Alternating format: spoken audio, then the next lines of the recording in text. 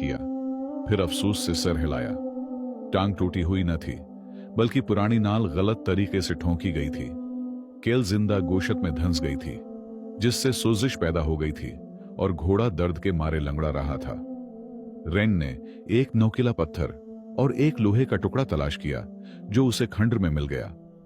बेपनाह सब्र और शदीद मशक्कत के बाद उसने खराब नाल उतार दी। घोड़े ने मध्यम सी हनहनाहट की, फिर एहतियात से अपनी टांग जमीन पर रखी और कई महीनों बाद पहली बार वो इस पर मजबूती से खड़ा हुआ, क्योंकि दर्द की असल वजह खत्म हो चुकी थी। जल्द का मसला ज्यादा संगीन था। खारिश ने घोड़े के जिस्म के बड़े हिस्से को खा लिया था। रियान आसपास के सहरा में गया, एक खास किस्म की कड़वी जड़ी बूटियां जमा की और एक काफले के बच जाने वाले सामान में से कुछ तारकोल ले आया। उसने अपने हाथों से एक सादा सा लीप तैयार किया और घोड़े के जिस्म पर लगाना शुरू किया। यह अमल घोड़े के लिए तकलीफदेह था, मगर रयान मुसलसल उसे नर्म तसल्ली बख्श आवाज में बातें करता रहा। सब्र करो मेरे दोस्त, यह दर्द बीमारी को तुम्हारे जिस्म से निकाल देगा, तुम फिर से मजबूत हो जाओगे। हफ्ते आहिस्ता आहिस्ता गुजरते गए। रियान अपना थोड़ा सा खाना घोड़े के साथ बांटता, सर्द रातों में उसके पास सो जाता ताकि उसे गर्मी दे सके, और हर सुबह चश्मे के पानी से उसे धोता। रिफ्ता रिफ्ता मुर्दा जल्द खशक छलकों की तरह झड़ने लगी, जख्म भरने लगे, और सबसे हैरान किन बात यह थी कि बीमार जल्द की जगह नया बाल लगने लगा। यह बाल ना भूरा था, न सियाह, बल्कि शुरू में अजीब सा राख जैसा रंग रखता था। वक्त के साथ जब उसकी घनाहट बढ़ी तो यादा रंग चमकदार चांदी में बदल गया, जो सूरज या चांदनी की रोशनी में आंखों को खैरा कर देता था। घोड़े की हियत मुकम्मल तौर पर बदल चुकी थी। अभरी हुई पसलियां अच्छी ग़िज़ा के बास गायब हो गईं और उसकी गर्दन ऐसे वकार से बुलंद हुई जैसा इसमें पहले कभी किसी ने न देखा था। एक चांदनी रात जब रियान घोड़े की पीठ सहलाकर उसे साफ कर रहा था, उसकी नजर दुम के घने बालों के नीचे एक अजीब चीज पर पड़ी।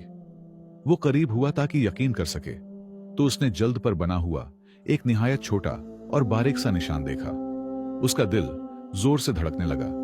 वो इस अलामत को खूब जानता था। यह एक नायाब और खालिस शाही नस्ल की मेहर थी, ऐसी नस्ल जिसके बारे में समझा जाता था कि वो खत्म हो चुकी है या अवामी इस्तबलों से गायब हो गई है। रेन पर राज खुल गया। ये घोड़ा कोई आम जानवर न था, बल्कि घोड़ों के बादशाहों की औलाद था, मगर लापरवाही और जुल्म ने उसकी पहचान मिटा दी थी, यहां तक कि वो एक बीमार खच्चर जैसा दिखाई देने लगा था। रेन मुस्कुराया, घोड़े की गर्दन पर जोर से थपकी दी और कहा, तुम्हारे जाहिरी हाल ने उन्हें धोखा दे दिया ए बहादुर, मगर अब तुम अपनी असल की तरफ लौटोगे। मैं तुम्हें अबतर नहीं कहूंगा, तुम्हारा नाम सहम है, क्योंकि तुम तेर की तरह दौड़ोगे जिसे कोई रोक नहीं सकता। सहम की तबीयत मुकम्मल तौर पर बदल गई। वो खौफजदा अलग थलग रहने वाला जानवर न रहा।